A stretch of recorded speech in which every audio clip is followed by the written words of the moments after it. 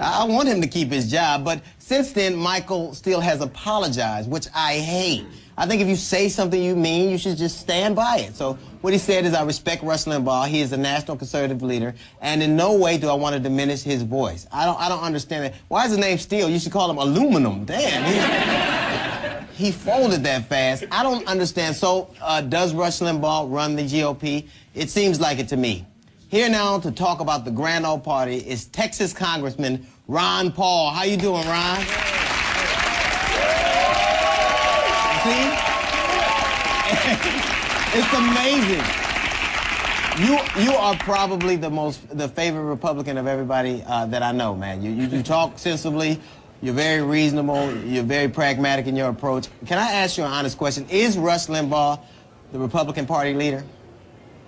Philosophically, he has a lot to do with it, but technically, no, he's not the leader. He's not an elected leader. But philosophically, he's filling a void. I think there is a void in the Republican Party, and somebody is filling it. But there are philosophic influences, and that's what Rush Limbaugh does. Well, then let me ask you probably a more direct question. Why do so many people insist on kissing his ass like that? Why is he so, Mark Sanford, the governor of South Carolina, apologized.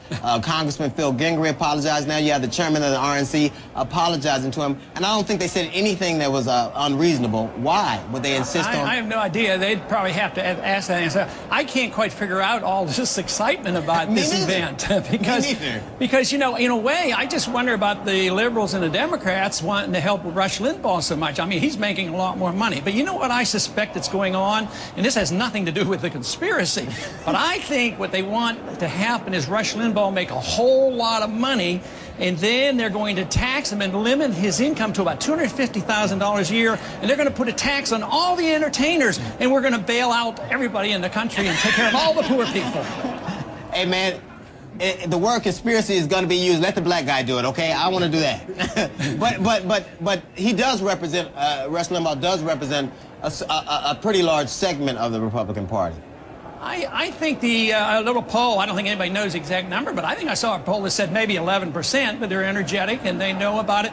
But he doesn't represent, you know, a lot of people involved with social values. He certainly doesn't represent me. Now, Rush did say that he wanted President Obama to fail. Do you feel the same way?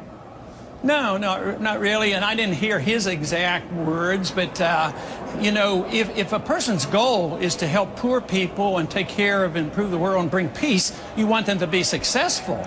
But if they want to socialize the country and nationalize everything, no, you don't want them to be successful there, but you can support their goals, and you hope they do, but I don't want any authoritarian to be successful. I don't want people to be successful in their foreign policy, even if we go off to another war like Obama's doing right now in Afghanistan. You know, if you say, oh, great, let's have great success over there, then he can go on and take on Pakistan. Well, thank you, Ron. We're going to be right back. Next, we got more with Ron Paul. We'll be right back.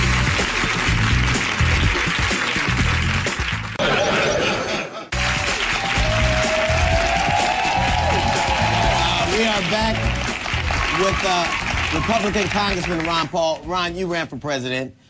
When you dropped out, you did not back John McCain. Obviously, you have some issues with some members of your party, right?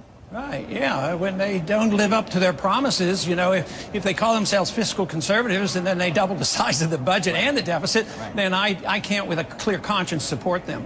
So you were against George Bush's big spending, too? Oh, absolutely, and certainly I was against his foreign policy and his violation of personal civil liberties, the privacy that he was invading and the secrecy of government. I didn't like any of that. I'm sort of an old-fashioned conservative that believes in the Constitution. Now, you also voted against President Obama's stimulus package. Obviously, you had reservations about that. Why was that? Well, I don't think it's going to do any good. Most of that money so far hasn't helped the little guy. It's going to Wall Street. If they'd have taken all that money and just sent checks out, we'd have been better off. I would like to get the money in the hands of the people. I don't trust the government, and I don't trust the politicians and the bureaucrats because they bail out their buddies. What we want is to get more money in the hands of the people. That's why I would just suspend the income tax, and everybody would get a pay raise immediately. And there still are a few people that are employed, so this would be a big boost to the economy. Then the people make the decisions rather than bailing out corporate giants and banks, and then they take their money and they get billions of dollars worth of bonuses. It's absolutely out of control. But Ron, okay, I too was against the bailout. But some aspects of the stimulus package, I see some, you know, like as far as extending unemployment benefits to people, making those a little longer, and things like that. Other attributes of the stimulus package, I agree with some of those. But the bailout, I have to say, I was totally against it. I didn't think that we should have bailed out the GM. I thought some of the banks, I could see how that was necessary. But honestly, what do we do then? Well, you have to understand how we got into this mess, and we got into this mess because we spent like there was no tomorrow. We all spent like there was no tomorrow. Yeah, you know, we elected the Republicans to back off from big government, and they doubled the size of everything and ran up the deficit. So we spent too much, we borrowed too much, and then we started putting pressure on the Fed, and the Fed acts on their own, and they started inflating, that is, creating credit out of thin air. They're the ones who really causes the boom, and they literally bring about the bust. You know, after the Depression ended, after the World War II, the spending went down 2/3 and taxes went down 1/3, and that's when the Depression finally ended in the late 40s. Wow, you know, the amazing thing is that you almost you don't seem like a Republican to me, like that I've ever heard. You seem so reasonable. No, honestly, you really do. You seem to make sense, which I don't attribute to very many politicians. Wait, okay, go ahead. But the government does have to do something. I think we're very panicked. I think the electorate is clearly nervous. The government has to do something to kind of lay their fears, or we'll never get on track, right? Yeah, and that is true, and we could if we had some sensible people here. And even though I am a strict constitutionalist, I don't believe in most of these programs, I still have an interim set of priorities. I would cut $500 billion from overseas. I don't think it makes any sense to blow up bridges in Iraq and then pay to rebuild them to no-bid contracts where the corporations never rebuild.